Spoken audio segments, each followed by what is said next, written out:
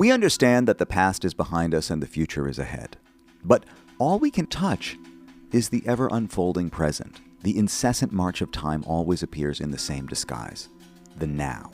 No matter when we look for it, it's always the same time. It's always right now. Our bodies may move through space, but it's time that moves through us. Does this mean that time is an illusion, a construct? Or is time a naturally occurring reality that we are simply trying to access? Well, maybe. But the only way we seem to measure time is through systems, a clock, a metronome, a song.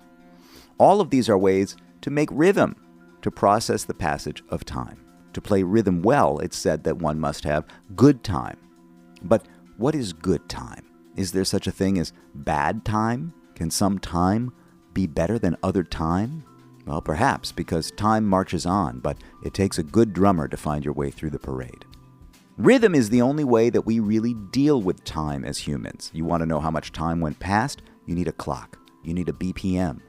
We need to make a rhythm to process time going by.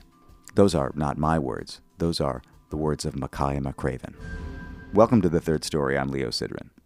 The first time I met Makaya McCraven was in 2021, outside a hotel in Cleveland in the shadow of the Cleveland Clinic.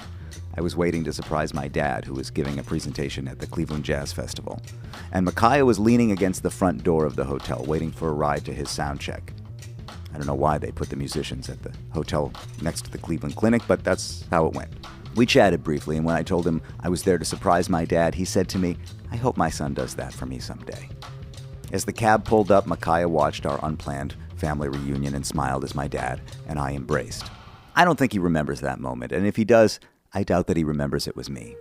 The next time we met was 9 months later in Montreal, where I was covering the Montreal Jazz Festival for WBGO. Makaya was an artist in residence that year, performing a series of shows throughout the week with different configurations of musicians. McCraven is a coveted artist in residence because he always has a lot of collaborative projects going on. He's a drummer, a producer, a composer who calls himself a beat scientist and who has been referred to as a cultural synthesizer. His work often walks the line between improvised and produced. He's a formidable drummer who believes deeply in what he calls relinquishing to the moment, and he thrives in the uncertainty of improvisation. That's something that runs deep in him. Both his parents are musicians. His father is a jazz drummer. And Makaya grew up in the creatively rich enclave around Northampton, Massachusetts. His mother is a Hungarian-born singer who exposed him to Eastern European folk traditions and expanded both his cultural awareness and his understanding of time. Growing up in the 90s, he was also inspired by hip-hop and modern sounds. His band Cold Duck Complex played live instrument hip-hop akin to the Roots and toured all up and down the East Coast. So from early on, McCraven understood that categories were meaningless. But like so many musicians of his generation, he struggled to integrate his diverse influences into a coherent vision. When eventually he moved to Chicago, he began to find his through line. Today, he's known for making evocative records that explore the edges of sampling, live performance, and recontextualized sounds. His 2015 album, In the Moment, was built from hours of live performances in Chicago, adapted into compositions through sampling and remixing. And it was his way of trying to reach a younger audience, to break away from what he saw as the stilted formality of live jazz. In the Moment, he told me, was all about being fully present. He followed that with projects exploring themes of community, space, time, tradition, and innovation. Like in 2018, his album Universal Beings, which consisted of augmented live sessions across Chicago, New York, London, and Los Angeles. That honed his technique of transforming improvised moments into produced records, and he eventually applied this approach to the Blue Note Records catalog for his 2021 album Deciphering the Message, where he reimagined classic recordings by Art Blakey, Hank Mobley, and others. He refers to that process as using the fabric of our culture to make new shit. And that rings true because his productions sound old and new, nostalgic and futuristic, reverent and provocative. They could only be made by someone who was both fluent in the tradition and brave enough to break with it. So back in 2022, Makaya and I had breakfast and walked around Montreal's Chinatown. We settled in at a coffee shop where he told me about his then upcoming album, In These Times. It's all about time and space, he said, literally with rhythm, but also culturally. We're living in these times. No matter what's happening, you've always got one foot in the past, one foot in the future, and you can't escape being in these times. In These Times came out in 2022, and like so much of his work, it is of its time and timeless. A few weeks ago, I spoke with Makaya again at the NYC Winter Jazz Fest, where he was once again an artist in residence. This time, he reflected on the last 10 years and celebrated the anniversary of his In the Moment album. We spoke for the festival's Jazz Talks series. And as I edited these two interviews, one from 2022 and one from 2025, I swam in a space where past and present flowed together, much like Makaya's work. So what you have here today is a hybrid interview, remixed across time. You'll likely know when we're where. 2022 is the cafe, and you hear the sound of clinking glasses, milk steamers, ambient noise. 2025 is the public interview, enhanced with a touch of echo. If you want to see the unedited Jazz Talk, it's on YouTube, but I encourage you to settle in for this experience today. Makaya McCraven's focus and intensity inspire me. And again, I'm struck by the power of intention and consistency that great artists bring to their work. It's led me on my own journey to find a sustainable routine for my own best mental and physical results. I've started this year out by meditating daily, journaling in the morning, and practicing music regularly. My wife, Amanda, who's a yoga and Pilates teacher, is part of my routine too. I'm one of her regular students. And I've been using Magic Mind every morning and every night. All of this contributes to my own mental wealth, the regular habits that build resilience for future challenges, and gives me something to draw from when I need it. Magic Mind is a performance shot. It's a mental elixir with ingredients like lion's mane, mushrooms, cordyceps, and L-theanine to enhance focus, clarity, and energy. This month, they're offering a 24-hour pack with focus shots for daytime and sleep shots for night. I'm into it. Join me in the January Mental Wealth Challenge with 45% off at magicmind.com/LeoJan.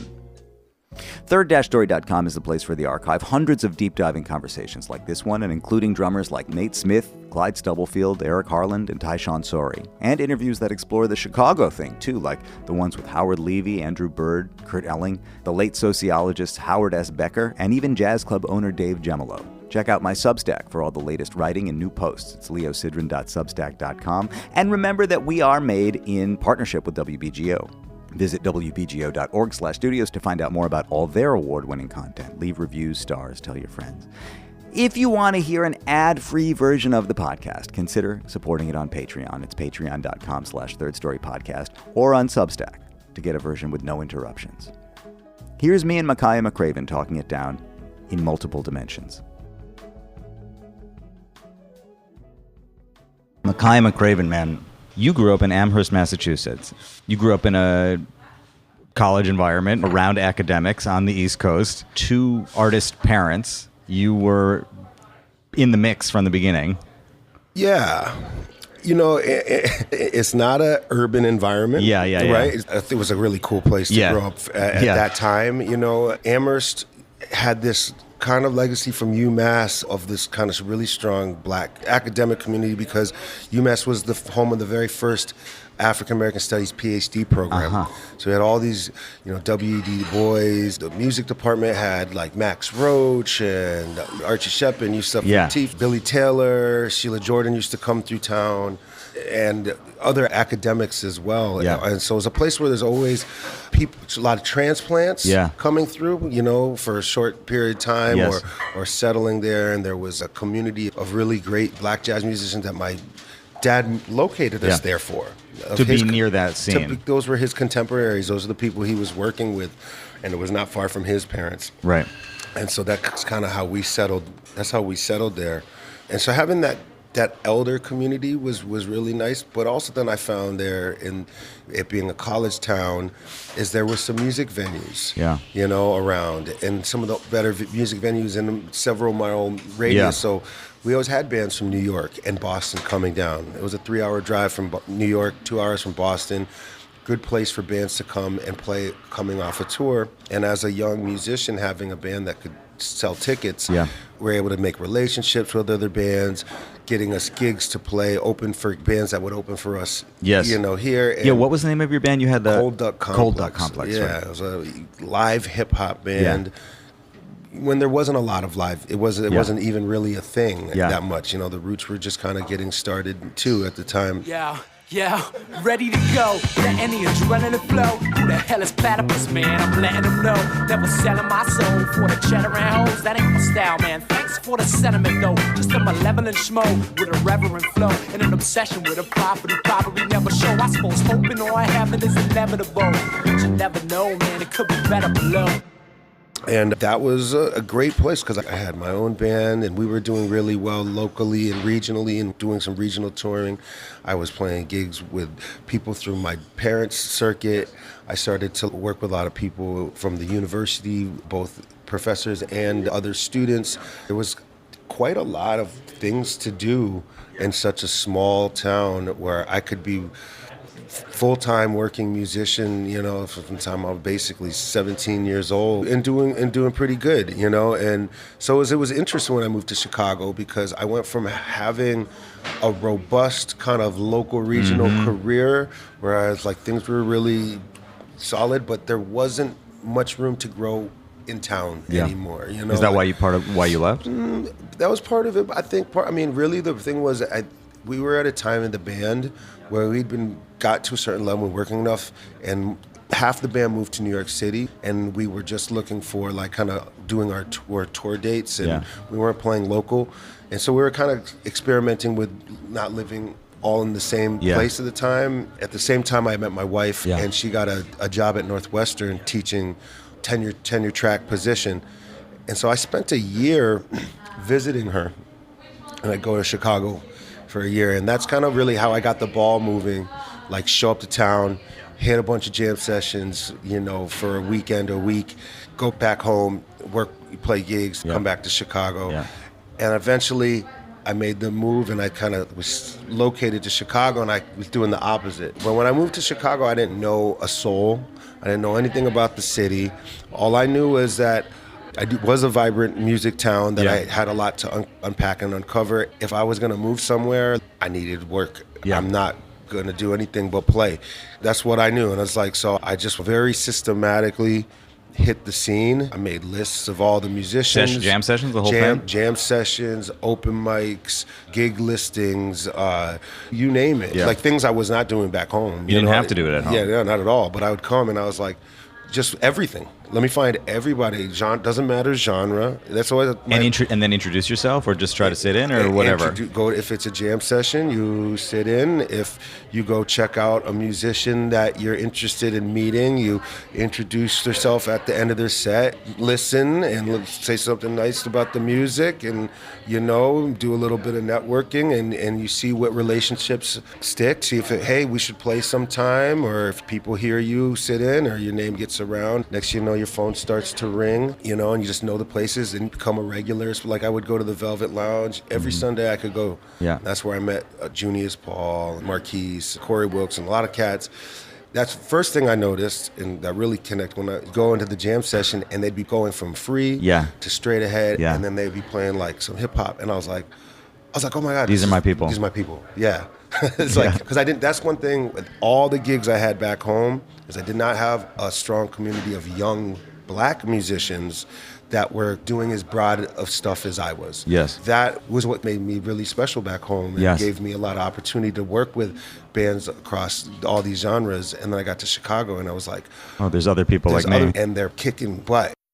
Did you feel that there was a particular disposition or sensibility that you found in Chicago that you were able to define that was different from what was happening here when you came here, had been different from what was happening in Amherst? Absolutely. I mean, in some ways there were some connections in Amherst. Amherst being this small college town, but having all of these great jazz musicians who like elders, you know, like Yusef Lateef, Archie Shepp and Marion Brown, and Max Roach when I was really, really young. I didn't really have experience with him. I was a little bit older, but he was there when I was quite young and I got to meet him. There was a type of musician and an avant-garde black jazz musician who were living in Amherst, housed by the 5 college community there, UMass, Amherst College, Smith College, Hampshire College, and Mount Holyoke. That community, you know, wasn't necessarily far and wide. There were a lot of musicians that were coming up under them, but it was still a small college town. And the UMass was bringing a lot of Chicago musicians and AACM musicians in for different series. There was a Magic Triangle series that I remember seeing some of the Chicago musicians like Fred Anderson come through and play before I ever went to Chicago. So there was a little bit of an understanding that Chicago was out there, but being from the East Coast, it wasn't really in the forefront of my mind. But when I moved there, I felt there was a like-minded type of movement of that was really a serious, bigger movement like in Chicago that reminded me of guys like my father and some of the expat jazz musicians who were living in Paris and some of the more avant-garde legends that I, as a young jazz musician, didn't see as what was happening here in New York or what was happening in the mainstream jazz market, which is really what I would consider what was happening in New York. As a young musician looking at the mainstream jazz market and seeing kind of my dad's world and the way they were touring and considered overseas, but not really seeing that represented here. Yeah. And when I moved to Chicago, seeing young musicians that understood that world, but were young like me and also wanted to play hip hop and house and were just interested in all this different stuff, that was really like, whoa, that was my whoa moment. Before you moved to Chicago, when you were in Cold Duck Complex working on that band, would you have said, if somebody asked you, what kind of music do you play? Would you have said, I grew up listening to jazz, I love jazz? Would that have been part of the... Yeah, probably, yeah. I definitely, I've always been a jazz musician, you know? I think the problem has been with the term and the marketing and the industry side of it and how it's considered by the public. So it's never really been an issue with the music or the culture of the genre, but how it's perception. Yeah. And so usually, like in those days, if somebody asked me if I was a jazz musician, I'd first probably go like, well, I play all kinds of music. But yeah, like I came up playing jazz. And just because I felt like I had to be qualified because somebody would be like, oh, you play jazz? I don't like that. Yeah. And as a young person trying to think of a career, that was a turnoff. Like, you know, I hope they don't just like write me off because I said this word that makes me sound like I'm... Square. Square, which was upsetting, where I felt like where the music that I came from was as far from square as it could be. Well, I've heard you say, you said this to me last time we met, that the elders, the jazz elders that you met, were wild. That's how you described. You said these people were wild. The cats I grew up with, the elders, they were cool. Yeah. They were not corny. They were not cheesy cats. If anything, they're wild. Yeah. Yeah. No, I know what you mean. You know what I mean? And when I was young, I came up and just in that time where it was like, you got to play this way or that way. Choose a lane. Yeah, and like there was an idea I felt like we had that was like if you played, we wanted to play jazz. Yeah. But if you play jazz and you told people you play jazz, you just know you say goodbye to your career. Yeah. You know, you ain't gonna work because it's not cool. Yes. That was the narrative, and that offended me always. But I was affected by that too because I wanted this idea that's like we play jazz and then you're gonna get put in a corner as this old, corny, square thing, and I was like, I want to reappropriate that for myself. Yeah. I mean, now I, have my own feelings about even the term jazz, and that's a whole other conversation. But in terms of this idea, it's like I want to reappropriate that for how I understand and it's, I think, in how I feel it and what it means. But it was like a bad word. You weren't supposed to be a jazz musician. It was a funny time to kind of navigate, and I think now it's a little different. Yeah. I think now we have a younger generation musicians that have a little bit more space to define themselves the way they want. In some ways, I feel like kind of help give some space. But it's been a difficult thing. It's still a very challenging thing to navigate. Yes. But I do think the playing field is opening up, and there's a lot more space to be in the moment in many different ways. Eventually, you move to Chicago with all of that history on your back and discover that there is a community of like-minded musicians in the Midwest. I was coming to a whole new city, having to reinvent myself in some ways when I moved to Chicago. I don't say reinvent myself, but hit the ground running. I didn't know anybody. I didn't come up in the city as so many of my peers have and had deep Chicago roots, and I was really meeting a lot of people and actually having some of my friends here who were in New York and were part of some burgeoning things that were happening here, gave me a good reason to come back and even bring some musicians from Chicago and be like, hey, I'm the new guy, but look, we can go to New York and look, there's this cool thing happening. I just could barely get my foot in the door, but we were here. Yeah. And that felt special every time I was able to come to New York to do stuff, particularly when I didn't know many people in Chicago. And it was actually like a kind of like a, hey, I'm cool, yeah. You know? You know, I mean, you're not from Chicago originally, but you are today a Chicago-based musician. I would say a Chicago musician. Yeah. You know, what role does Chicago play in your common conception?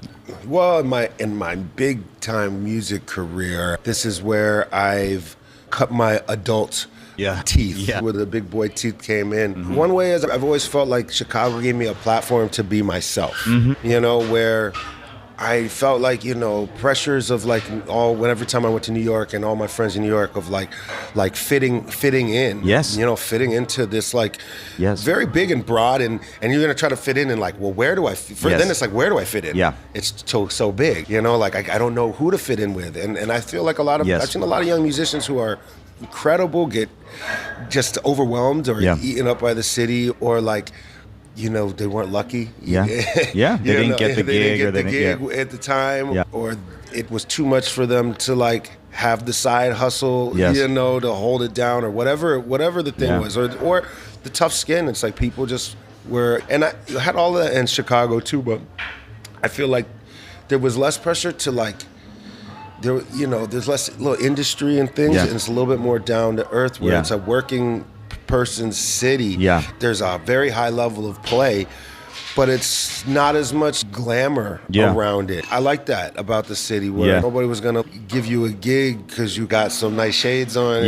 Or on the other side, like LA, also a lot of pressures to like make it in the industry in one way or another. Chicago is like a place that had a lot of gigs, a lot of work. You can work locally and survive and live in a decent place, apartment or whatever.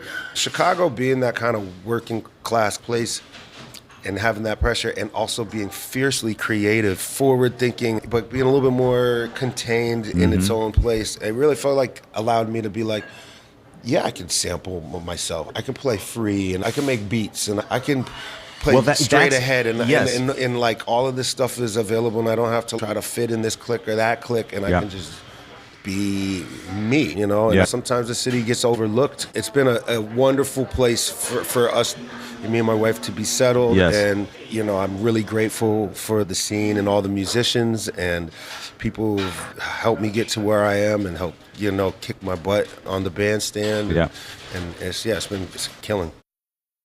So you talk about getting to Chicago. You end up doing a weekly series of gigs. Was it weekly, the residency that you did? Yes, weekly. We pretty consistently, about for a year and maybe a little bit longer.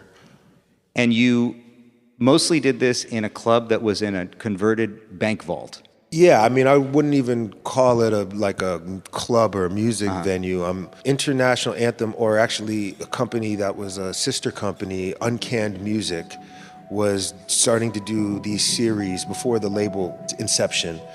And they were doing in a lot of lounges and kind of hip spots that were coming up around Chicago that had a little bit of money to spend to put some music in their places, to do something interesting in their space. And Uncanned Music was putting a lot of more avant-garde or experimental kind of music programming in these spaces, which was kind of like a mashup, you know, and one of the spaces was called the Bedford, and it was a restaurant and lounge in an old bank, and they converted the vault with all these copper safe deposit boxes, so the whole room was this beautiful kind of orange copper hue, dimly lit with some couches in there, and you could fit not so many people, and there was often, you know, this was a new space. The whole place itself was pretty big. We were recording every week, and our engineer, David Trano, would pipe the sound through the DJ booth so the whole restaurant could hear it. But they were trying to get their attendance up, and we were trying to bring some people, and it was, sometimes there was some people, and sometimes there was very few people, and often we had our audience that was coming up front, and not spending too much money, and then you'd have people over there kind of having dinner and being like, what is this weird music in the corner? I like knowing that even if you're playing unusual music, as a jazz musician, there is still a way to get into a bank vault one way or the other. I also like the idea of you doing that in a vault, because what emerged out of those sessions was another kind of vault, a vault that you took home and went through. You had 48 hours worth of material. Yeah. And you got it down to 75 minutes. Sure, yeah. I mean, then there's tons of recordings. Every once in a while, I like to go and pull up certain nights from there, and I'll be listening. I'm like, wow, that's really cool. And then that never made the record. Or I was listening to something maybe a few months ago, and I found this whole moment I really liked. I was like, wow, this is really great. I listened for a few minutes, and then it evolved into a section and a moment that I had turned into a track on the record. And that was kind of a cool thing to revisit the whole improvisation and not just the snippets. And when I was making these records, that was something I always wanted to do. I wanted to make the tracks and the beats and not really present the improvisations. The improvisations are to be experienced, and these are more little nuggets that I can recontextualize for a different type of listening experience. You know, and definitely in the original In the Moment from those vault sessions, I was something I was trying to be conscious of. You know, there are moments where I really wanted to hear some of the banter in the room or the talking of people talking over the music.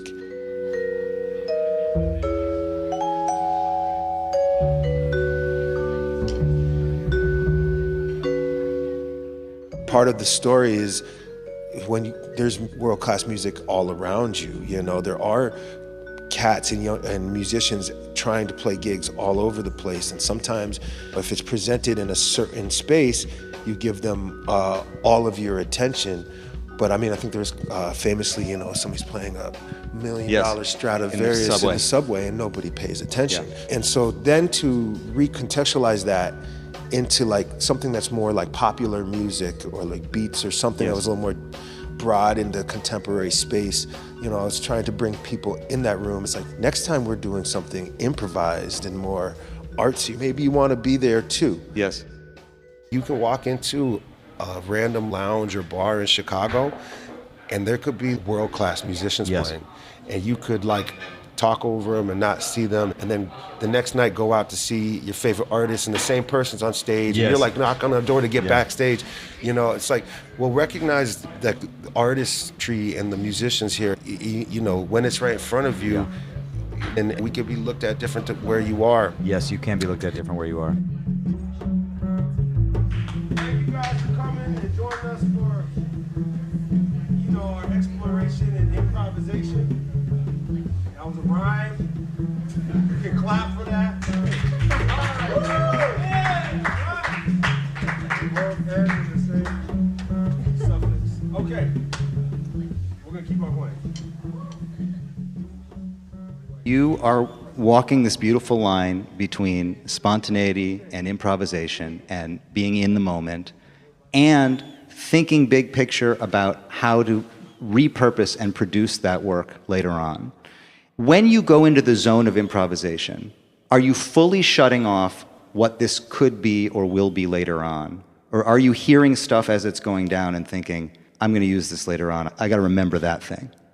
I mean, I don't think I'm ever fully shutting down one side of me or the other. And I like to think of improvisation and not necessarily of like trying to go into some special zone or something, but rather relinquish to the moment, you know, and kind of just be fully present now, you know. And sometimes that can be elusive or fade, and other thoughts can come in like, oh, this is really good, I want to use this later. But ultimately the goal is to kind of relinquish to the moment, and I believe that improvisation is an innate part of being in the world and being human and having consciousness and dealing with time rolling by us constantly without ever stopping, just beating on us incessantly, you know. And there's nothing you can do about that except be in the moment and be ready to improvise through all of that, even if we are trying to plan for the future, even if we are thinking big picture,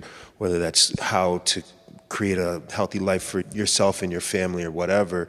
But no matter what, as history shows us and as time goes by and things constantly are surprising us in this evolving world, we are all kind of improvising at every moment.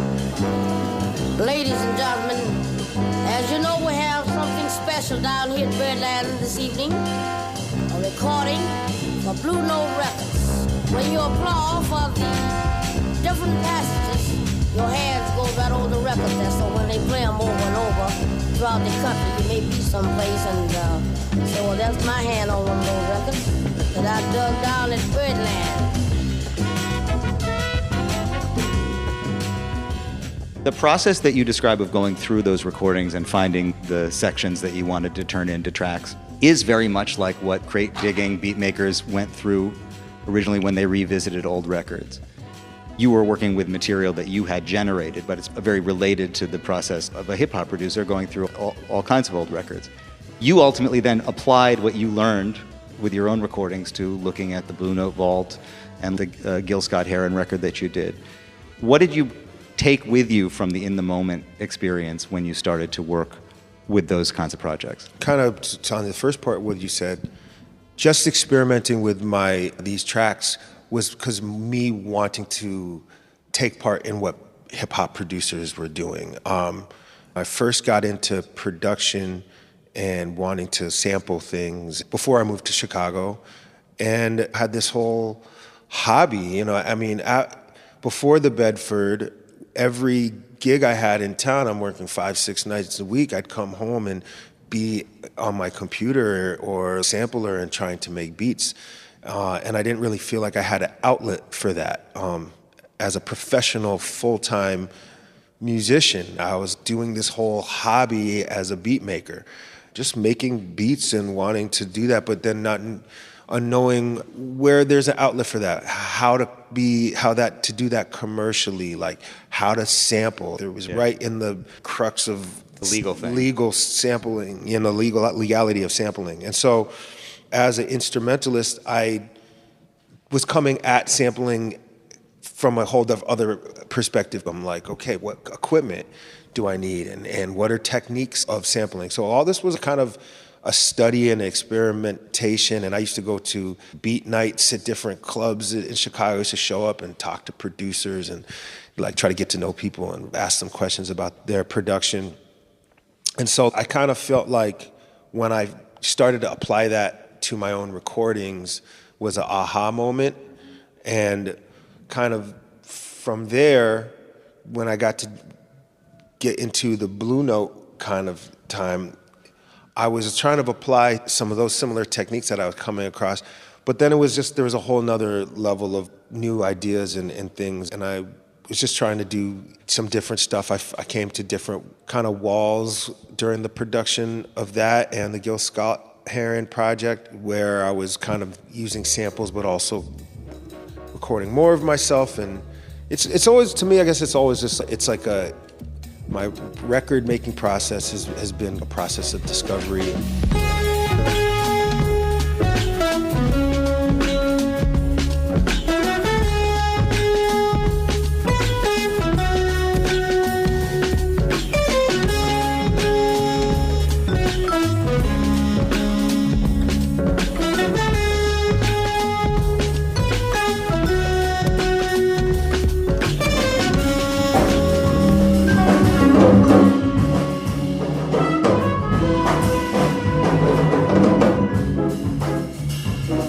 I saw you play Deciphering the Message last night. Yeah. That record is based on sampling and remixing. But then when you play it live, you remove the original infrastructure of those samples and it becomes original performed music. What's that experience like for you playing it in those terms? That's how I know this music generally. So to me, it's the recording side and the sampling side, which is kind of the different experience, and it's like an experiment for me, and I'm like, okay, like I'm gonna remix these tracks or reimagine them somehow and get in there. And then when I have a framework and we have different version of that song. I thought about bringing samples in this, but at the end of the day, like what I want my show and experience to be, I want it to feel somewhat unencumbered and alive and free, and have the spirit that's in the music that we're talking about, you know. And sometimes like distilling it into a beat or a sample, it's pulling some of that out and it's reframing it in this other kind of context and space. But when I'm back in a live space and I want to play, it's like I want to play and also take part in the tradition of playing the instruments and making music in the moment. And I feel like for me, it's just also a way to connect with everybody in the room, in the space. You know, to me, the live space, contrasting the recorded space, the final product of the show isn't always what I'm looking for in terms of, do we need to execute these songs? We need to play this. Is this the best performance we've done of this music? But did we have a moment in the room with everybody that was special or had those undefining qualities? The experience for me is to go in and play the music and play with some bad cats, and we can do the thing. It still brought some of the sort of hip-hop values with it, even though there were no samples. There was something about the intention of the way that you all were playing that still felt within the realm of hip-hop also. Yeah, I think some of it has to do with the way that we put the songs together, and so that's compositional. But also some of it is just the way we play. We hear the music and how we're interpreting it or how we're choosing to. I mean, there's moments we could decide to move more acoustic or more this way or that way, or more conversational versus more loopy or vamp-based or rhythm forward. But because of our shared aesthetics and understanding of the music we're playing is part of the way that we play, and being musicians now of this era with our influences and the cohort of people that I like to bring together, shared vocabulary. To me, it is akin to the Blue Note era and Art Blakey and the Jazz Messengers, where, you know, you listen to all these cats' records who are coming through that band, and there's shared vocabulary, there's shared approaches, similar intros and outros, or a new tune on the same changes. It's that kind of vocabulary, but this is where we are now. This is like, I feel like all the music that's around us is flowing through us, and you can choose to like when you want to express that or not, but you can't find me a musician in the world that hasn't been influenced by rock and roll, pop music and electronic music and technology, and it's just being present.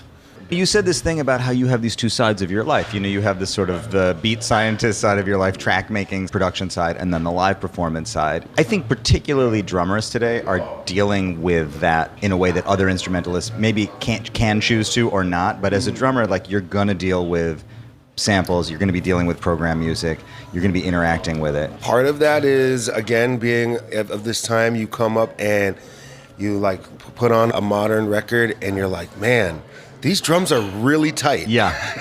Like, I have to compete with this. I have to compete with the technology as a player. I have to be able to maybe understand those sounds, embody those feels and rhythms. If I hope to be called for contemporary gigs or be working or considered modern sound, all those kind of things. So you hear some things like Square Pusher and drum and bass. It's completely changed the game when it comes to acoustic drumming, because everybody has had to deal with that to some degree, whether you want to or not, or if that's your thing or not.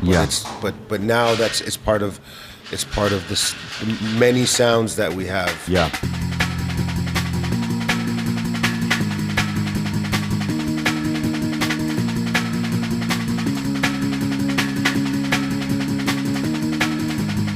You bring some of the drum and bass programmed aesthetic into your playing. I've been learning all sorts of break beats and drum beats when it comes to that type of EDM with a lot of fast drumming and stuff. It's just, there's a virtuosity there that's like, wow, if I could do that. And then you see cats who can play it, and you know, you want to be one of them. So you spend some time with that as well. And some people spend a lot of time with that and are really masters at playing similar to a drum machine. I love the drum and bass kind of stuff, but it was Also, just like beats. Like I remember being in high school, 99 or something, and seeing the Roots, and being like, wow, look at Questlove. He was not a household name. They're playing on a college campus. Yeah, sure. We just really had a real strong concept of being tight and like really precise way of playing that mimicked drum machines in an era of hip hop that I was influenced by.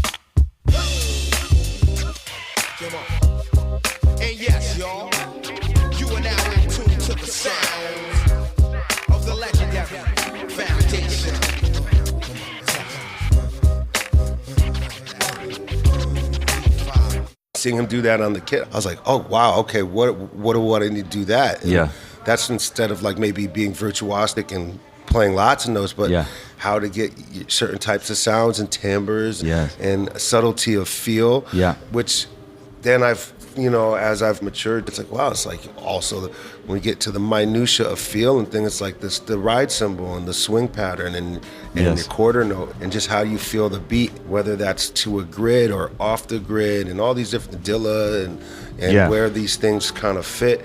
It's all ways of interpreting time and feels that, if I have to play this music, if I get a call, or if I want to make music like this, or I'm inspired to try to do it, it's just part of the things that are influenced me and I'm studying.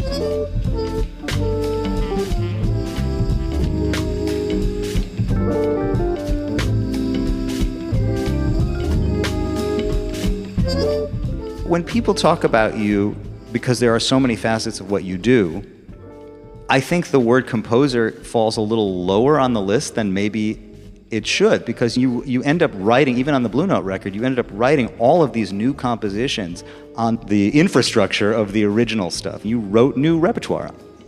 Like, where did that enter in your world, the sort of writing melodies and composing? I always wanted to be an artist, inspired by my parents.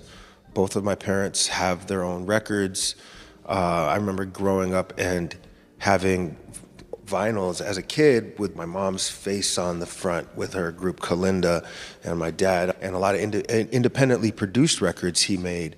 My effort as a musician has always had this desire to want to make my own music. Includes my time with Cold Duck Complex. We wrote a lot of the music together as a band, and we all brought our own things. Through that period, I was also already trying to write music for myself, and then I was trying to make beats for myself, and I wanted to study some piano and bass and I was always interested in being a multi-instrumentalist, not because I necessarily really wanted to perform on any other instrument, but I found if I want to lead a band or create my own music as a drummer, I need a relationship with harmony and melody. And so it was always more comfortable for me to do that on a tactile space and learning kind of instruments by touch, maybe from my mother and some musicians that would be around. And that's where I kind of started making up melodies and finding chords I like and trying to like wrap my mind around some music theory and the building blocks of composition, and even taking some private composition lessons with a trombonist back home, Ed Byrne, outside of school. Like I was in school and I knew Ed through my father. He was a great writer and for big band, all this stuff, and I was really wanted to just learn how to write. That's been something I've wanted to do since my early ambitions as a musician. Making music from sampling is something that I feel like I stumbled upon, from the Bedford, really. Well, I mean, I was sampling, trying to make beats, sampling records that I didn't know how to legally sample.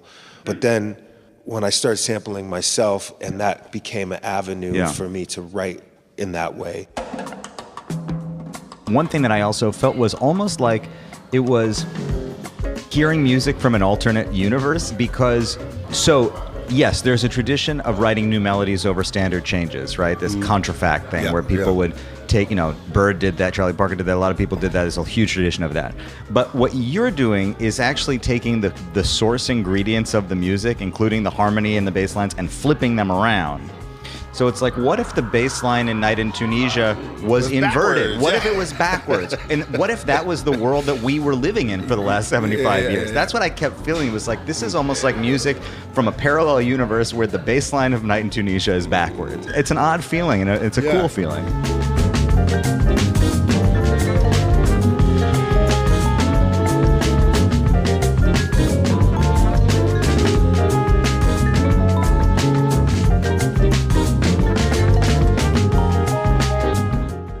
Rearranging the changes or doing something with them that's different.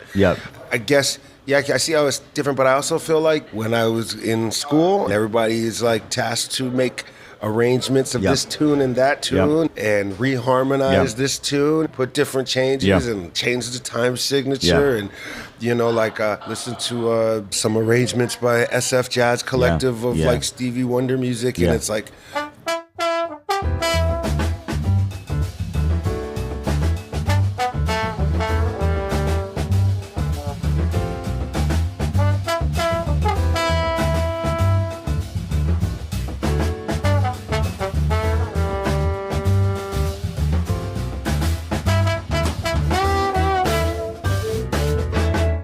So many things have, you know, you can hear the pieces of the tune, but it's been rearranged and it's been changed and recomposed, and there's a soli in there now and all these hits and things. And so I see what I'm doing kind of in concert with that, whether it's counterfact or whatever.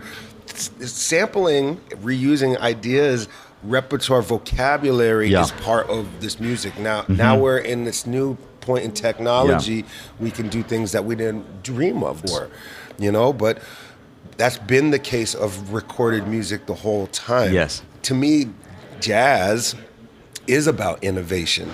Before the invention of the drum set, we didn't have contemporary music as we know it. But as soon as they come up with a sock cymbal and your hi-hat and a bass drum pedal, and you bring bands off of being marching bands into small groups with drums, now you paved the way not only for jazz but for rock and roll, hip-hop, Afrobeat, reggae, and now electronic music, which is kick, snare, hat, you know, and all the things. And so that the technology part is driving. It's always been driving. It would be foolish to think that this is a new you know, thing. And like overdubbing and sample, like tape loops and all this stuff. So that is, to me, it's like, now with sampling, what we do in hip hop, it's just another evolution, but it's part of the same ways that we're like using pieces of the past, using the fabric of our culture and the things that we know to make new shit. One of the things I think you've been focused on doing is introducing challenging rhythms or odd meters into a dance context, so that you might not even know as a listener what's happening.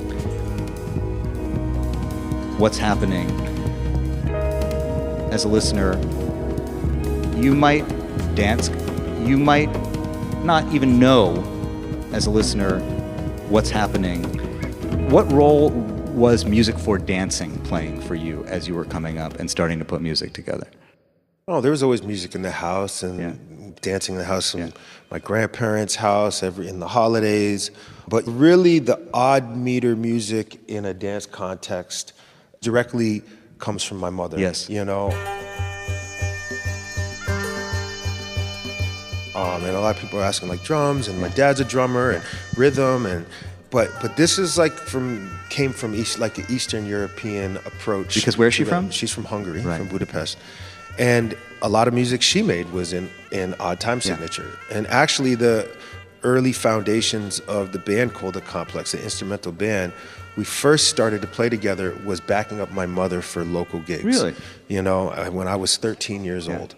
And she had songs in 7 and in 5, and in 5 come from a different rhythmic perspective, and a 5/8 or a 5/4 and 9.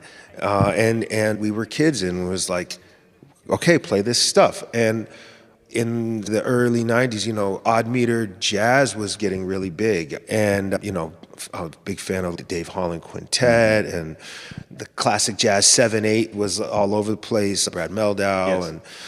But there were still like certain things in school and stuff that felt like when you did an odd meter, it was this math problem, and it was very difficult. And one of the purposes of playing an odd meter was to prove that you could play an odd meter and show that you were playing at a certain level of prowess or certain level of intellectual whatever. Yeah. When I remember my mom taught us the odd meters, it was always just a rhythm that went along with a dance. Yeah. She would explain it without counting and be like, okay, the 7 is a short, short, long, short, short, long. And that was how I learned those things. And I remember thinking about that, thinking about that a lot and wanting to find more ways to put that into my own sound, put that in my music as part of my approach. And that's where that comes from. I love that, and I was hoping you were going to say that there was a relationship between odd meters and dancing, because I think anyone who has had the experience of watching a group of people dance in an odd meter realizes, oh, this is a popular rhythm. We think of popular rhythm as 4/4 or whatever, but we're locked in that conception. Yeah, and there's a lot of different rhythms out there. I think a lot of our music, it is very rigid, and it's really in 4/4, and even the concept of the strict 7s and stuff, interesting with some of those Hungarian, Bulgarian dances, the 7 is almost, there's like a hop, and it's almost, sometimes it's not exactly perfect. There's some give and take there and push and pull, which the body is. I remember asking you about this with the tune In These Times. There's a tune that's in 22.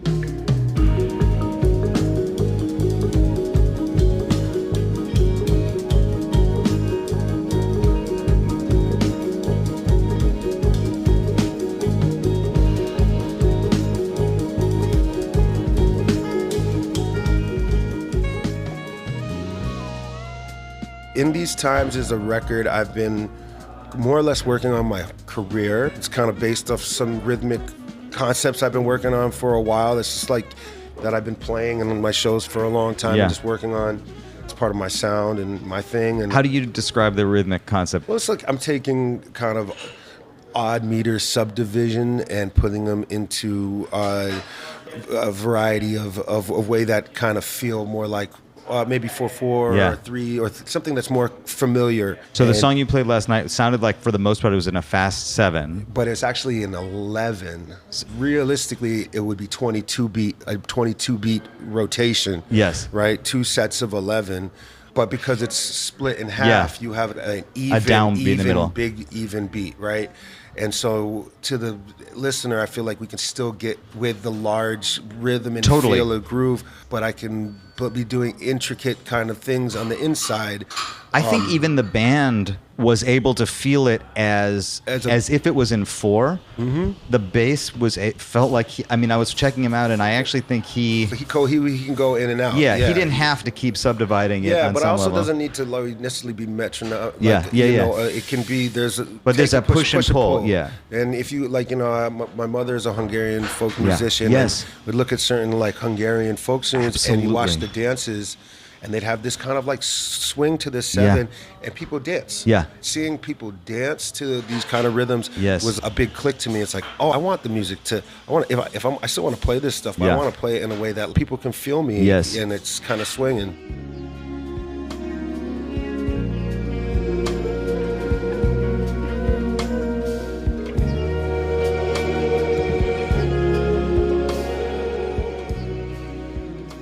You could break it down in a lot of different ways, but ultimately, I think of it like a swing feel, right? The swing feel is based on a triplet in jazz, dang to dang, dang to dang. There's an underlying triplet, but when you write it in Western notation, you write it in 4/4, and the triplet is assumed, right? And so when I think of In These Times, which is using 11 beats per half measure, or so, I kind of still think of the song in 4/4, or like a 12/8 kind of feel, but like 4/4 essentially with an 11 beat subdivision. And so I think saying it's in 11/8 or 22/8 would really not communicate enough to a musician or somebody, but rather this is a feel. Yeah.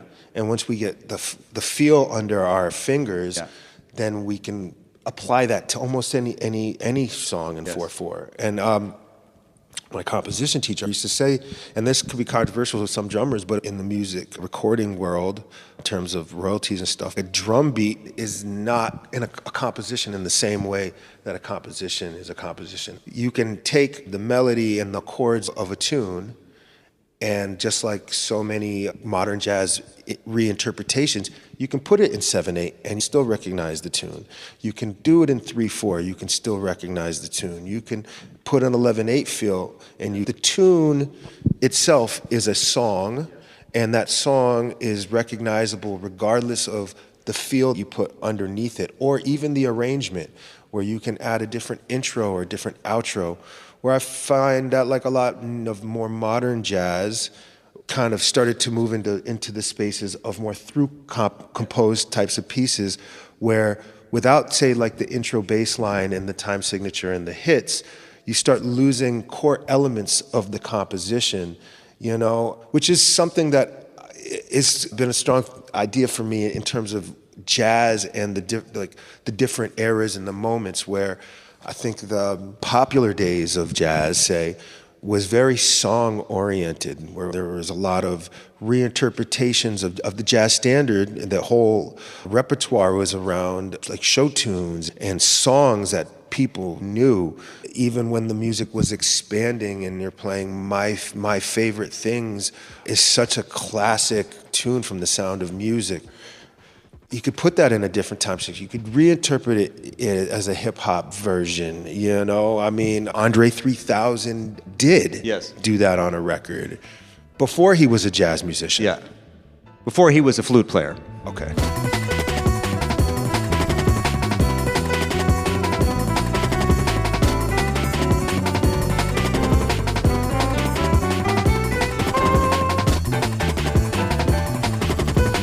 This opens up a question about whether or not, as modern popular songwriting has evolved, there are compositions, or certainly not as many, but are there compositions that are as ripe to be reinterpreted as there were? I mean, that was an era that you're talking about where jazz was evolving in concert with those songs. The 32-bar structure was something that was really convenient because so many of those show tunes were written in that format. Which is a recurring form, right. Which is a loop. Which is a loop. It's loop music, which I think through composed music often is not. I love that insight, that it's based on something that cycles cycles again, and you build on it and develop. Just as the swing beat cycles. Yeah. To me, this is one of the like truly African natures of the music, is the cyclicalness, the eternal, the music is eternal until you choose it to stop. It's a loop. I love that too. And that gives it this space to be interpreted and reinterpreted and reinterpreted, which I think is a difference in the modern approach, which is evolving now too. You know, I found that a lot of modern jazz, a lot of contemporary jazz has become arrangement oriented versus song oriented, and I'm even further opposite of that. Like, I mean, taking parts of the song away and even simplifying. But like a lot of things, you know, like I've always thought as a drummer, I was taught from an old composition teacher, and his way of thinking of it was that you got the rhythm and you have the music. You know, and you always feel like, they hate that as a drummer. It's like, you know, I want to be a musician. You know. But the music is the chords and the song and the melody, maybe the lyric. And the thing that changes through history of jazz and it keeps on is the rhythm. And you take this song, you put it on that rhythm. You take this song, you put this rhythm under it. And the drummers keep on changing and evolving the sound. But cats are still playing the same 12 notes and the same chords, the same music theory, and putting it together. In a lot of modern jazz, we kind of stopped playing tunes that we could say, like, I'm going to take this tune and put it in 7. You just happen to, let's put it in a different time signature, or let's put a backbeat to it. But it's moved to like more through-based composition. If you don't have the right time signature or the right bass line out front or the right thing, then it's no longer the same song versus a simple tune that we can retrofit to all the different times, you know, and then you have that stuff, and then cats can blow, and that's where you can have blowing bands where it's like nobody knows the music, but we can all agree on a couple standards or some repertoire or a vibe, and we can play. And that's something I want to try to embody in terms of my connection with the past. Of like, I like playing tunes, I like songs, I like cats were playing show tunes that were like pop music of the day, and then it was like you had players and you blow and you tell your story, and then you have a culture of how we interpret this music together. Yes. And so that's something I found, like with my stuff, it's like I kind of moving away from trying to write maybe those through composed things or having things where it's like, and we'd rather it be like, hey, we have a recurring form, you know, we could play forever. If somebody comes out, we could, you take a solo, you know, or let's change the feel. We can be free in the moment. And so that's something I like about playing standards, about like playing tunes, about general this music, you know, you can go anywhere and play with anybody. And I don't need a 5-page chart with all this stuff. And that's beautiful. And I write stuff too, and I've a lot of friends that write incredible, very multi-page charts, difficult music that's just brilliant and gorgeous. But for me, I really like this oral tradition of like playing and knowing tunes, or if I'm gonna bring stuff, I'm gonna flip a tune this way or that way, but still ideally we can teach it to each other by playing. Yes. That part of the culture is really dear to me. Yes. I've heard you also talk about the way you like to communicate with musicians is by singing what you want often. Singing or playing or you know, or presenting it that way. I mean, sometimes people want charts or things, and there's a lot of my music I kind of find is relatively simple, but with maybe a little bit of tricks and turns, and or maybe it's like it's really easy once you get, you know, the 22/8 thing, you know. But it's super easy. There's just one thing about it. You just got to get the main part, you know. But then the song itself is just it's a simple song. You know, it's only a couple chords. The form's not that complicated. And so, like, there's some things I don't feel like it necessarily needs to be so written down in the context of how I want to play, and I want fresh ideas. Sometimes when you call like some of whom I consider some of the greatest musicians around, and you give them something that's easy to do, like they're too relaxed. I'd rather everybody be on their toes and be like, "He didn't send us to me. What are we gonna do?" And I'm like, "All right, now I can see what you can really do." Okay, you want to put everybody in that same space. I like that space a little bit. You know, I like some danger in the music. I like some messiness, and just like we don't know what's gonna happen. A left turn happened out of the blue because something took us on a tangent, and that to me that's the beauty of the live space that, you know, you don't get in recorded music.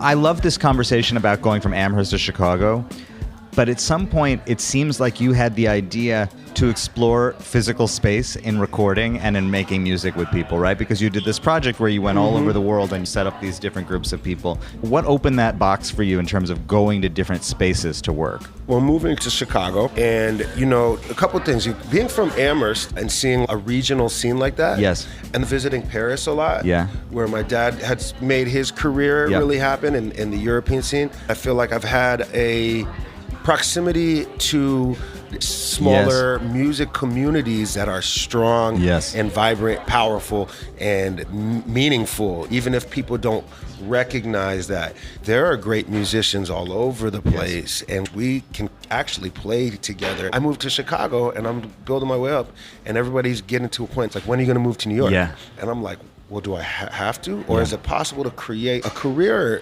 here that's not only localized but also recognized? And can we celebrate these different places, whether it's Philadelphia or Detroit or New Orleans, you know, and that have incredible rich histories of music and players that are there.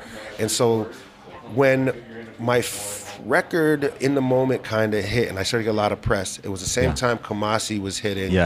And there was like, I remember getting a lot of press and people being like, look what's happening in Chicago. You don't know, Chicago's the new Mecca of jazz. And they'd be like, no, West Coast, get down. West Coast is the new young thing. And then here comes London behind you. Then here comes London. And, you know, the narrative is like the new jazz sound and this, and everybody's trying to write about this and talk about it. And I kind of felt like, man, it's not Chicago, it's not LA, and it's not New York, which has always just been the only place you can make it. But actually, there's music all around us, you know, and there's musicians. Even in the moment before that, universal beings, I was trying to touch similar ideas. It's like you can walk into a random lounge or bar in Chicago, and there could be world-class musicians playing, and you could like talk over them and not see them, and then the next night go out to see your favorite artist and the same person's on stage. And you're like knock on the door to get backstage. You know, it's like, well, recognize that the artistry and the musicians here, you know, when it's right in front of you, and we could be looked at different to where you are. Yes, you can be looked at different where you are. And so same with the cities. Yeah. It's like, you know, where are you from? What scene are you from? Rather than let's pay attention, listen. You know, I didn't only go into like secondary type. I went to New York and LA and London and Chicago for that particular project. The concept is like there are these scenes there, and the scenes have their own kind of voices. Yet, really, the global scene, the bigger scene, is even supersedes that. You know, so like we're all connected. We can all play together. But at the same time, you go to these local spots, and there's a lot to be gained to like from the culture there and the musicians there. And you started to explore working in different parts of the world, and it seemed like that was a real message that you wanted to send. But there's something happening all over that's unified and connected. When I moved to Chicago and I met some of the like-minded musicians, it kind of reminded me of that Amherst, Pioneer Valley music community. And it brought me to thinking of looking not only at the major jazz markets, but broader markets. Even a small town like Amherst could have great musicians, both well-known and the people who are around them. And so that kind of is a motivation of mine to go places, meet musicians, and find people with different perspectives on the same thing. You know, one of the great things about jazz is that you could go anywhere in the world and call a standard, and you can find some cats that could play. Maybe some cities have more cats than others, but that's or play it in a different way, or leaning in a different way, or they call different tunes. You know, you're in a different city, they call different tunes, which is awesome. You know, but the repertoire is broad, and that was something with my career and actions, or with the platform that I had, I wanted to engage with. It is interesting when this vibration goes out around the planet at the same time, and you find players in all these corners of the planet that are kind of coming to the same conclusion that you're coming to wherever you are, right? I mean, that's kind of what you're saying, is it's not necessarily localized. And I wonder if the internet really has something to do with that, you know, that you've all been of a certain age raised on the same material that you're able to draw from. The internet and the internet's definitely moves things. Moves things fast. But, you know, that happens naturally too. Maybe I think we're just exponentially faster. But, you know, think of like a year like 1959. Well, that's the year. That's the year, right? And what was in the air? Something was going on. Not only that there were all these music players, there was also a platform for them. I mean, that's something I think about a lot too. It's just because like people had these ideas of what was commercially viable like 10 years ago, you know, doesn't mean there wasn't as many killing players and projects, but some of it has to do with where the audience is and where the industry is at. If there's a platform for us to create or to encourage us to be creative and do your thing, and if there is an environment like that, that's huge. And, you know, and I think I've always, when coming up, seeing a guy like Robert Glasper's career rise, and a guy like Madlib was like sampling all this avant-garde music. You have as much to do with one of them as you do with the other, you know, I mean, because part of your life is as a sampling artist and as a but with those guys, it wasn't only that I liked their music, but their success and the fact that other people liked their music was validating to me creating my music. I'm like, if he can do that, if he can sample this stuff that's like I'm hip with, and I'm like, that's so cool, and I like that. I mean, what do you mean? I thought jazz wasn't cool. Right. You mean like a bunch of hip hop kids are crate digging for jazz records to sample? That was a big deal for me. There are people in this side of my interest that like the stuff that I'm from and that I like. When everybody else is telling me that's not true. Everybody else is saying kids don't like this music. they think it's cheesy. But I'm saying, no, look, let's go deep into that culture and see, look, crate diggers and see how much they know about jazz records. And you're not going to see one of those kids in a jazz club. You know, so that was an aha moment for me. You know, it's that like the crate digging world, the beat maker world, are jazz lovers and jazz aficionados in a way that the older audience has no idea. You know, and so that's where Mad Libs was a big influence to me. Not like that I want to sample, but that there is a world for me to create my music where there's people ready to listen. That was the biggest thing that Mad Lib gave to me, honestly. You know, I love his production, I love his music, but that he had an audience, that people appreciated it. You thought if they appreciate that, they can appreciate what I want to do too. Yes, exactly. When people said there's no young people that want to listen to jazz, that's when I started to go to beat making events. Where beat makers were doing beat nights, and I used to go and check out like what sampler is he using, what program is this? I'm a drummer. You're a drummer? Yo, that's dope. You want to come and play? And I would show up to a beat thing, and people would be like, yo, this guy's got the live drums. This is amazing. Yo, he's about to kick some live jazz for us. And I was like, wow, they like this. You never see him in a jazz club. That was the big aha. They don't relate to the experience of the jazz club necessarily. It's stuffy, it's expensive. You feel like you don't belong. But that's what's so strange about what happened to that music. Those were not the conditions in which it originally evolved. We wanted to evolve it into a place where cats were being respected. That's true. Getting paid. That's true. We're being treated like their white classical counterparts, given gigs at universities, opportunities to give young people the music. All of this aged, and with that, I think came some sanitation. You know, like things that were more politically forward, things that are more aggressive, didn't have as much space. We need to talk about the music in more technical ways that we can kind of embody it for this. And a culture of oral tradition doesn't really fit in certain spaces as much. We want to make people pay for this. Well, so the artists can make some money. All that stuff makes a lot of sense to me and is totally fair. I love that analysis, man, because it accommodates both sides of it. If you're going to lament that sort of element that's available to everybody, that means that musicians aren't getting paid. Or maybe they are. It's a different model because we need to put more bodies versus $50 tickets for 100 people in the room. Who drink minimum. Who can afford that? I know. I mean, it's expensive. You left it on the table. Sure. You know, your feelings about the word jazz. Well, terms of genres are always going to be limiting, and they serve a purpose for speaking about something that's abstract and doesn't have strict borders. So there's always going to be a gray area between genres, time periods, anything, whether it's whatever genre we're talking about it. And then you have subgenres and sub-subgenres, and it's all trying to find a way to, with literal terms, talk about things that are abstract and are hard to define and hard to put into language, right?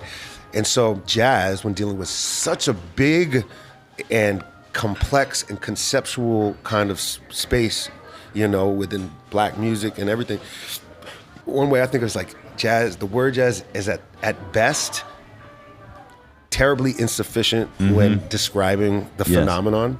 You know, we're dealing with. Because we could be talking about time period, we could be talking about idioms within it, we could be talking about broad conceptual things. And then at worst, the word jazz is offensive for many reasons, from its origin or how it's been used to put people in boxes, racially, and so. Yeah, it has and if you look throughout history, guys like Miles, Mingus, Duke Ellington, the people who created this music all had their own issues with the words, and you could hear different interviews, their perspective on why it didn't represent what they wanted to consider themselves. You know, because I look to them for answers, then that's, I believe that. You know, I'm looking up to them. As if you're going to tell me that you created this music and you don't like to call it that, then why would I say that? Other than me not using the word makes it difficult for us to have a conversation. And so, practically speaking, absolutely, I use the word. I want to reappropriate the word for how I feel and I understand it, but I will also acknowledge that it's like I said, insufficient to describe what we're talking about. Because what I mean by that is, if I say jazz, what are we talking about? Like, me and you have one understanding Yes. because we are talking on the same level. Yes. And we have understanding. So even if we don't agree, Right. we have this. We agree on the terms, more or less. Yes, right? Yeah. But I could talk to somebody who has not as Yeah. much experience Yeah. with it, and I say, well, oh, you play jazz music. And they're like, oh, you play that like noisy music? Yeah. And like, oh, no. It's like, or maybe sometimes, Yeah. or you play, Yeah. you play like, oh, I love Yeah, Kenny smooth G, jazz. you know, like, and it's, or like R&B jazz, Yeah. or it's like straight ahead, Yeah. you know, or what does that mean? What does that mean? What is that? Or if you, and I always think about bossa nova, Yeah. right? At one point, that's just it's the new beat, it's Yeah. the new thing, but now it's canonized as classic jazz, Yeah. right? Yeah. And so, what are we talking? Or are we talking about the concepts of the swing beat and Yeah. black music, Yeah. and but what happens with ECM, Yeah. and modern sounds, Yeah. and if I play hip hoppy jazz and I have like a swing feel and a beat Yeah. and the blues, Yeah. is that less jazz than something that's open and, Right. and straight eighth? Yeah. Just because it's a backbeat, Yeah. and depending on who you talk to, Yeah. we all I have. would say no, by the way, to that question. But it depends on who you talk to. Yeah. There are so many different Yeah. ways of parsing out what is real. How do we talk about the scope of the Yes. history of this? Appropriation. It's very complicated. Yeah. And I code switch Yes. depending on who I'm talking to. Yeah, I'm sure. And because some people will understand what I'm talking about and some people will not. Or some people I want From within and from without of the musician world? Or, I mean, when you say you code switch, I think more with musicians and aficionados Yeah. and journalists Yeah. and presenters. Yeah. I feel like we can talk the same language. Yeah. If I talk about Black American Yeah. music, we might reference where that term even came from. But if I'm talking to somebody who doesn't know the genre or something, and they're like, what music you play? Yeah. I might have to give a more nuanced answer, or, because jazz could be, it has a saxophone solo. You guys are like a jazz band. Rhythm is the Yes. only way that we really deal with time as humans. You want to know how much time went past, you need a clock, you need a BPM. We need to make a rhythm to try to process time going by. There's this thing about how our brain waves are vibrating in rhythm. Our brain waves are vibrating at a certain frequency. We talk about vibrations Yes. and frequencies and pulses. This stuff is real. This is the science of how Yeah. things operate. Yeah. And so playing rhythm and dealing Yeah. with rhythm, it is science. Yeah. This is beat science. Yeah. It really is. It's not just a colloquialism That's about interesting. beat music That is or interesting. DJ culture. We are dealing with rhythm and even harmony, Yeah. two frequencies and their relationship Yes. at Sure. a perfect relationship of like one and two against three Yeah, or something. two, exactly. That makes a perfect harmony. Yeah. We're dealing with rhythm and polyrhythm all around us, inside of us. Yeah. So that's informing in these times on some level. Big time. That's what the record, that's kind of part of what the record is about. It's about time and space. Yeah. Literally with Yeah. rhythm, but also also culturally, we're living in these times. No matter what's happening, you always got one foot in the past, one Yeah. foot in the future, Yeah. and you're moving with time. You can't escape from that, Yeah. actually, being in these times. Well, I also, was wondering when you said this is called In These Times, and then it was a groove that was both familiar and also a little uncomfortable. I mean, not uncomfortable, but a little like what's is. going No, it on is. right I now? get What that, is yeah. what is this? And I thought maybe I'm reading too much into it, or maybe that is kind of like underneath it. Yeah, I'm trying to make something that feels like something you've heard before, but also like these are not normal times. We're not living in comfortable times. No times are normal. In these times and the intensity of it, and Yeah. as things change and exponentially get crazier for each generation. Yeah. Every and generation says it's different now. In a way, and yes, we live in feels particularly Yeah. wild, but I do Yeah. think we can also try to reframe Yeah. our feelings, and if there is massive shifts in the way that we feel collectively, then we will change our actions. Yeah. I don't believe the power of positive thinking is just Yeah. going to change things for you. But Yeah. if we program our minds a certain way collectively, when Yeah. people aren't stressed and, punching each other on airplanes and just at the end of their rope, right? If we can reframe our mind, we program and we can feel a certain way, Yes. maybe in these times, could be completely different if we're looking at it differently. Right. You know, and maybe we then, not that like, it's just all of a sudden things are good, but people change the way they act. Yes. You change your actions. Yes. And those are the things that make things different. Yes. You know, you can't just like think things, I just think positively and things go. But I do believe if you think or you make certain practice in your mind, or if we collectively do things like that, then change is real. Then, well, intention is real, right? I mean, that's the thing. Intention is real, and real transformation can come from intention. That is real. That's not just positive thinking. You have to intend to do a thing. You write it down every morning. Maybe you'll be more likely to do it. Or whatever your practice is. But I just kind of feel like it's a universal feeling. Future, past, present. It can say a lot. It can mean a lot. Whatever it means to you. I like titles like this, or like in these times, I like it to feel like a question in a way, you know, and to have a reaction to it, a relationship like, with it. Or even like deciphering a message. People are like, well, what do you decide? I don't know, man. Like, I'm not going to tell you. I don't know. If you figure it out, let me know. Let me know. Because too many sleepless nights. Right. So I don't want to prescribe the answer or like total what it is.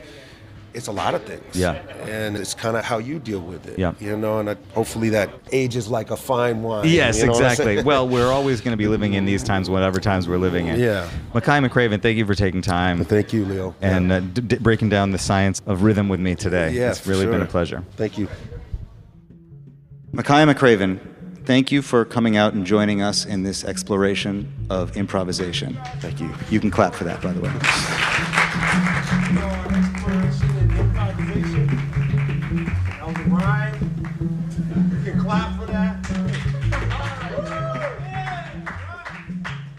This has been a WBGO Studios production. To learn more about WBGO Studios' award-winning podcasts, special concerts, live streams, and more, visit wbgo.org/studios.